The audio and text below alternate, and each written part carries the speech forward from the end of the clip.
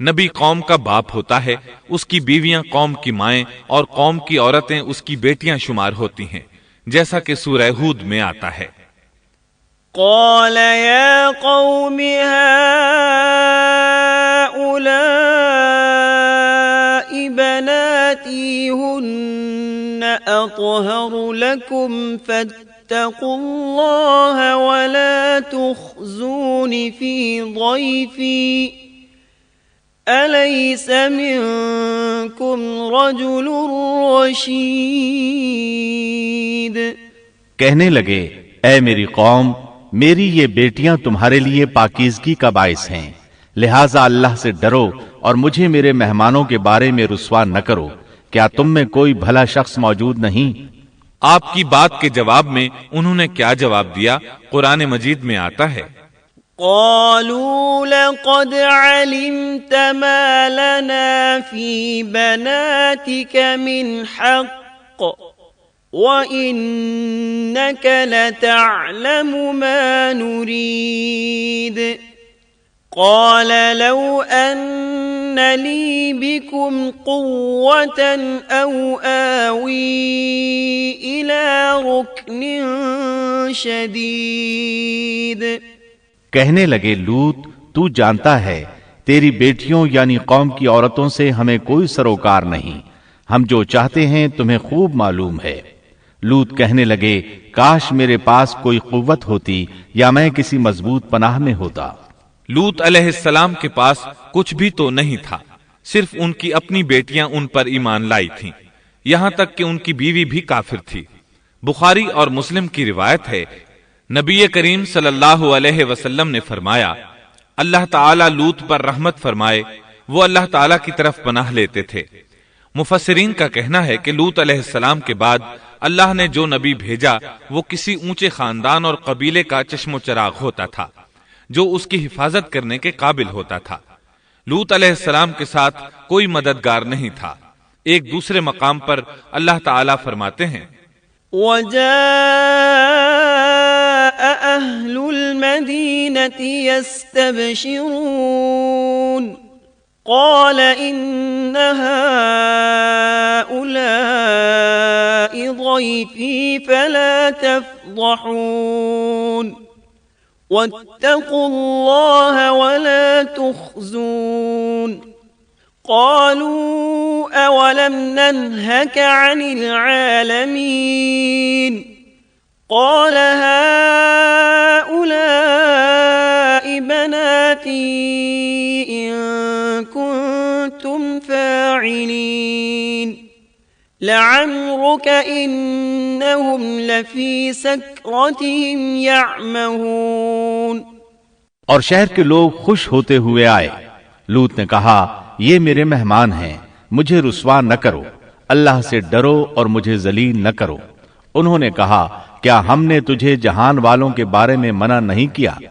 یعنی انہوں نے آپ کو تبلیغ وغیرہ سے بھی روک دیا تھا۔ لوط نے کہا اگر خواہش پوری کرنا چاہتے ہو تو میری بیٹیاں یعنی قوم کی عورتیں موجود ہیں، ان سے کر لو۔ اے پیغمبر تیری عمر کی قسم وہ لوگ اپنی مدہوشی میں مست تھے۔ اللہ تعالیٰ نے کسی انسان کی عمر کی قسم نہیں کھائی سوائے نبی کریم صلی اللہ علیہ وسلم کے، اور یہ اعزاز آپ کے شرف، عزت اور تکریم پر دلیل ہے۔ اب ان لوگوں نے گھر میں داخل ہونے کی تیاری کر لی۔ ادھر لوط علیہ السلام نے اپنے تینوں مہمانوں کی طرف دیکھا۔ آپ ان کے لیے فکر مند تھے، لیکن وہ یہ دیکھ کر حیران ہوئے بغیر نہ رہے کہ وہ تینوں بالکل بے فکر بیٹھے تھے۔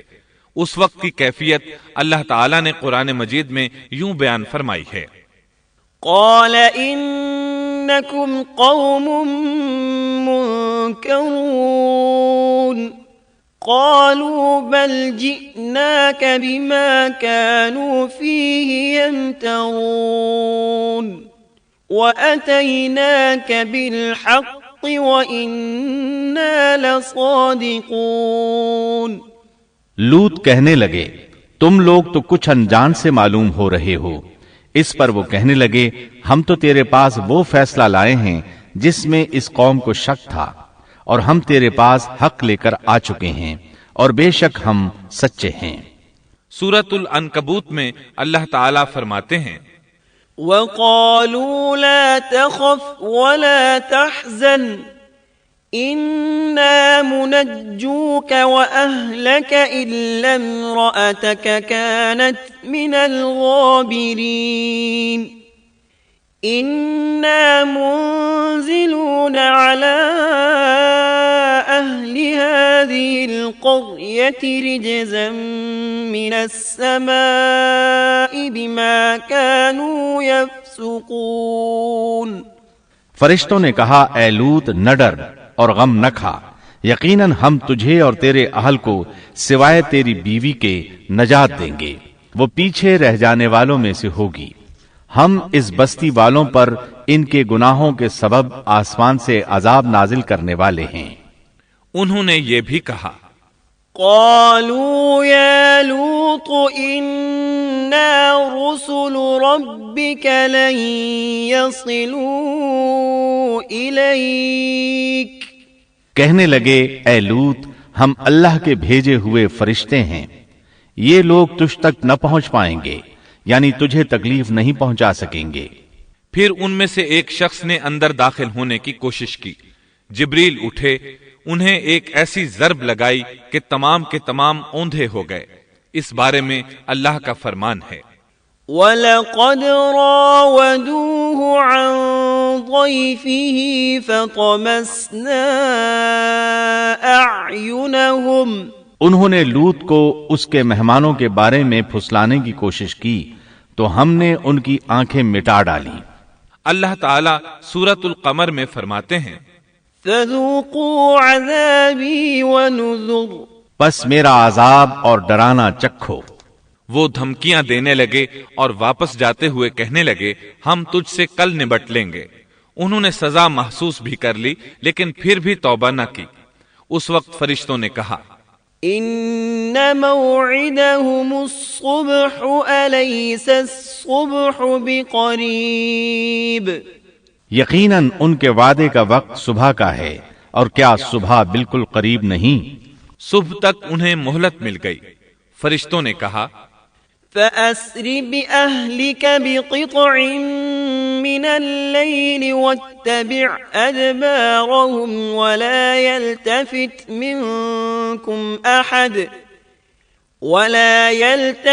مِنكُمْ أَحَدٌ وَامْضُوا حَيْثُ تُؤْمَرُونَ وَقَضَيْنَا إِلَيْهِ ذَلِكَ الْأَمْرَ أَنَّ دَابِرَ هَؤُلَاءِ مَقْطُوعٌ مُصْبِحِينَ۔ اے لوط اپنے اہل کو رات کے حصے میں لے کر نکل جا اور ان کے پیچھے پیچھے تو چل، اور تم میں سے کوئی پیچھے مڑ کر نہ دیکھے، اور جہاں تمہیں حکم ہو چلے جاؤ۔ اور ہم نے اسے وہ فیصلہ سنا دیا کہ صبح ہوتے ہی اس قوم کی جڑ کاٹ دی جائے گی۔ اسی طرح اللہ تعالی سورۃ الشعراء آیت 170 اور 171 میں فرماتے ہیں، فَنَجَّيْنَاهُ وَأَهْلَهُ أَجْمَعِينَ إِلَّا عَجُوزًا فِي الْغَابِرِينَ، ہم نے اسے اور اس کے تمام اہل کو نجات دی سوائے اس کی بیوی کے جو پیچھے رہنے والوں میں سے تھی۔ سورۃ القمر میں اللہ تعالیٰ فرماتے ہیں، إِلَّا آلَ لُوطٍ نَجَّيْنَاهُمْ بِسَحَرٍ نِعْمَةً مِّنْ عِنْدِنَا كَذَلِكَ نَجْزِي مَنْ شَكَرَ، تمام ہلاک ہو گئے سوائے لوط کی آل کے، انہیں ہم نے صبح سحری کے وقت یعنی رات کے آخری حصے میں نجات دی، یہ ہمارا احسان تھا، اور اسی طرح ہم شکر گزاروں کو بدلہ دیتے ہیں۔ چنانچہ لوط علیہ السلام نکل کھڑے ہوئے، ان کے ساتھ ان کی صرف 2 بیٹیاں تھیں، وہ بستی سے نکل گئے۔ پھر صبح ہوئی، روشنی پھیلنے لگی تو عذاب آ گیا۔ وَلَقَدْ صَبَّحَهُم بُكْرَةً عَذَابٌ مُسْتَقِرٌّ فَذُوقُوا عَذَابِي وَنُذُرِ، اور صبح سویرے ہی انہیں ٹھہرنے والے عذاب نے آ لیا، پس تم میرے عذاب اور ڈرانے کا مزہ چکھو۔ یہ عذاب کیسا تھا؟ جبریل علیہ السلام آئے، اپنا پر زمین کے نیچے داخل کیا، اس مکمل بستی کو اکھیڑا اور آسمان کی طرف اٹھا کر لے گئے۔ کہا جاتا ہے کہ فرشتوں نے اس بستی کے مرغوں کی اذان اور کتوں کے بھونکنے کی آوازیں سنی، اور لوگوں نے فرشتوں کی تسبیح سن لی۔ جبریل علیہ السلام نے ایک چیخ ماری، سب بجھی ہوئی آگ کی طرح ہو گئے، پھر مکمل بستی کو پکڑ کر الٹا دیا، ہر ایک کے لیے آسمان میں پتھر تیار تھا، بہرحال اس کو زمین پر دے مارا۔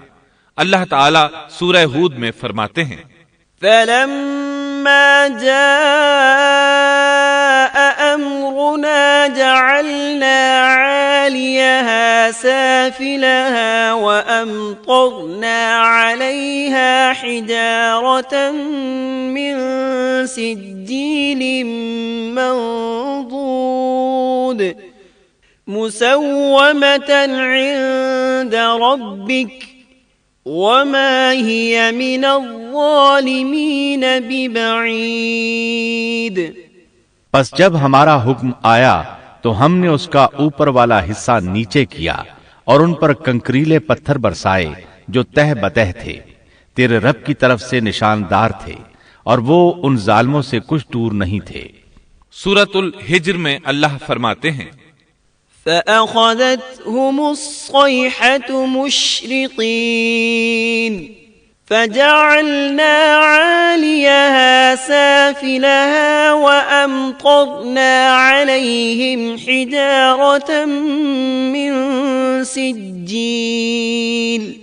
روشنی ہوتے ہی انہیں بڑے زور کی چیخ نے پکڑ لیا، پھر ہم نے اس کا بلند حصہ نیچے کیا اور ان پر کنکر والے پتھر برسائے۔ سورۃ الشعراء میں اللہ فرماتے ہیں، وَأَمْطَرْنَا عَلَيْهِمْ مَطَرًا فَسَاءَ مَطَرُ الْمُنذَرِينَ إِنَّ فِي ذَلِكَ لَآيَةً وَمَا كَانَ أَكْثَرُهُم مُؤْمِنِينَ وَإِنَّ رَبَّكَ لَهُوَ الْعَزِيزُ الرَّحِيمُ۔ اور ہم نے ان پر ایک خاص قسم کا می برسایا، پس بہت ہی برا می تھا جو ڈرائے گئے ہوئے لوگوں پر برسا۔ یہ ماجرا بھی سراسر عبرت ہے، ان میں سے بھی اکثر مسلمان نہ تھے۔ بے شک تیرا پروردگار وہی ہے، غلبے والا، مہربانی والا۔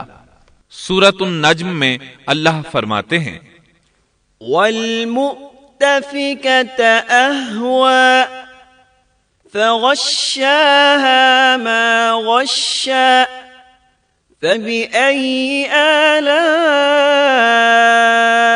رَبِّكَ تَتَمَارَىٰ هَٰذَا نَذِيرٌ مِّنَ النُّذُرِ الْأُولَىٰ۔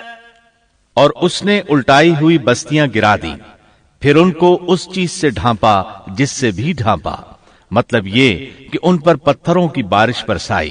پس تم اپنے رب کی کون کون سی نعمتوں میں جھگڑو گے؟ یہ شخص بھی پہلے ڈرانے والوں کی طرح ایک ڈرانے والا ہے۔ اس طرح یہ بستی سدوم بحر مردار کے علاقے میں تہس نہس ہو گئی، اور اس کے آثار و نشانات قیامت تک کے لیے چھوڑ دیے گئے ہیں۔ ان نشانات کو اسی لیے باقی چھوڑا گیا ہے کہ سارا جہان ان کو دیکھ کر عبرت پکڑے، فحاشیوں سے باز آ جائے، خاص طور پر سب سے بڑی فحاشی جو قوم لوط کا عمل تھا اس سے باز آ جائیں۔ سیدنا لوط علیہ السلام کے اس قصے میں قرآن حکیم اور احادیث نبوی سے یہ بات ثابت ہوتی ہے کہ سیدنا لوط علیہ السلام جس قوم کی طرف مبعوث کیے گئے تھے وہ قوم اخلاق کے اعتبار سے بالکل ختم ہو چکی تھی، اور اب اس کی اصلاح ناممکن ہو چکی تھی۔ اس قوم نے اپنے جرم کو جرم بھی نہیں سمجھا تھا، عام مقامات پر اعلانیہ بے حیائی کرنا ان کا مشغلہ تھا۔ یہ ایسا عمل تھا جس کی ماضی میں کوئی نظیر نہیں ملتی۔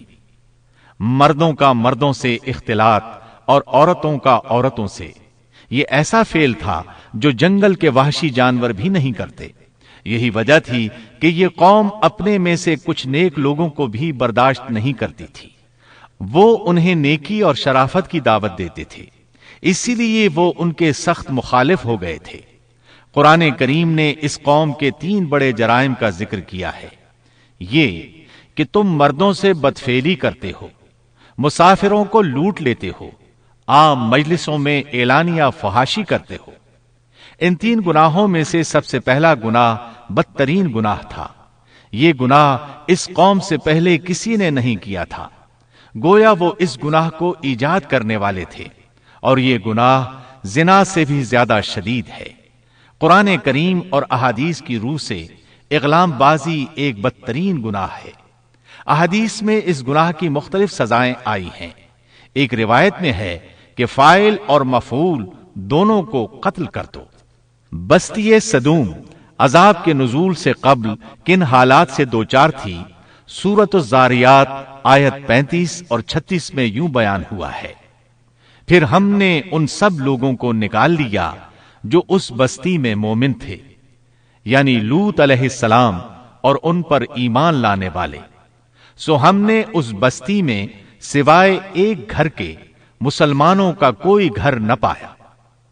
اس کا مطلب ہے وہاں صرف سیدنا لوط علیہ السلام اور ان کا گھرانہ مسلمان تھا، باقی سب گھر کافروں کے تھے. اللہ تعالیٰ کسی قوم کی مکمل تباہی کا فیصلہ اس وقت تک نہیں کرتے جب تک کہ اس قوم میں کچھ قابل لحاظ بھلائی موجود ہو، مگر جب قوم کا حال یہ ہو جائے کہ اس میں بھلائی آٹے میں نمک کے برابر بھی باقی نہ رہے، تو ایسی صورت میں اللہ کا قانون یہ ہے کہ نبی اور اس پر ایمان لانے والوں کو اپنی قدرت خاص سے کسی نہ کسی طرح بچا لیا جاتا ہے، اور باقی لوگوں کے ساتھ وہی معاملہ کیا جاتا ہے جو ہوش مند تاجر اپنے ٹوکرے کے گلے سڑے پھلوں کے ساتھ کرتا ہے. اچھے پھل ان میں سے نکال لیتا ہے اور سڑے ہوئے باہر پھینک دیتا ہے. عذاب کے بعد اللہ تعالیٰ نے اس شہر کے کھنڈرات کے بارے میں سورۃ الزاریات آیت 37 میں یوں فرمایا ہے: اس عذاب کے بعد ہم نے وہاں بس ایک نشانی ان لوگوں کے لیے چھوڑ دی جو دردناک عذاب سے ڈرتے تھے. اس نشانی سے مراد بحیرہ مردار ہے. اس کا جنوبی علاقہ آج بھی ایک عظیم تباہی کے آثار پیش کر رہا ہے. ماہرین آثار قدیمہ کا خیال ہے کہ قوم لوط کے 5 بڑے شہر شدید زلزلے سے زمین میں دھنس گئے تھے اور ان کے اوپر بحیرہ مردار کا پانی پھیل گیا تھا. اس خیال کی وجہ یہ بتائی جاتی ہے کہ بحیرہ مردار کا وہ حصہ جو اللسان نامی جزیرے کے جنوب میں واقع ہے وہ صاف طور پر بعد میں پیدا ہوا ہے، اور قدیم بحیرہ مردار کے جو آثار اس جزیرے کے شمال میں نظر آتے ہیں وہ جنوب میں پائے جانے والے آثار سے بالکل مختلف ہیں. ماہرین آثار قدیمہ نے اس سے یہ بات اخذ کی ہے کہ جنوب کا حصہ پہلے اس بحیرہ کی سطح سے بلند تھا، بعد میں زلزلے سے دھنس کر زمین کے نیچے چلا گیا. اس دھنسنے کا زمانہ بھی 2000 برس قبل مسیح کے قریب معلوم ہوتا ہے، اور یہ زمانہ تاریخ کے اعتبار سے سیدنا ابراہیم علیہ السلام اور سیدنا لوط علیہ السلام کا زمانہ ہے. 1965 عیسوی میں آثار قدیمہ کی ایک امریکی ٹیم کو اللسان جزیرے پر ایک بہت بڑا قبرستان ملا. اس میں 20,000 سے زائد قبریں تھیں. اس سے اندازہ ہوتا ہے کہ قریب ہی کوئی بڑا شہر آباد تھا. اس لیے عین ممکن ہے کہ جس شہر کا یہ قبرستان ہے وہ بحیرہ میں غرق ہو چکا ہو. بحیرہ کے جنوب میں جو علاقہ ہے اس میں اب بھی ہر طرف تباہی کے آثار موجود ہیں، اور زمین میں گندھک، رال، کول تار اور قدرتی گیس کے اتنے بڑے ذخائر پائے گئے ہیں کہ ان کو دیکھ کر یقین ہو جاتا ہے کہ کسی وقت بجلیوں کے گرنے سے یا آتش فشاں کا لاوا نکلنے سے یہاں آگ پھٹ پڑی تھی. اللہ تعالیٰ سورہ ہود کی آیت 83 میں ارشاد فرماتے ہیں: پتھراؤ کا یہ عذاب آج بھی ظالموں سے دور نہیں. مطلب یہ کہ جو قوم اس قوم کی طرح ظلم اور بے حیائی پر جم جائے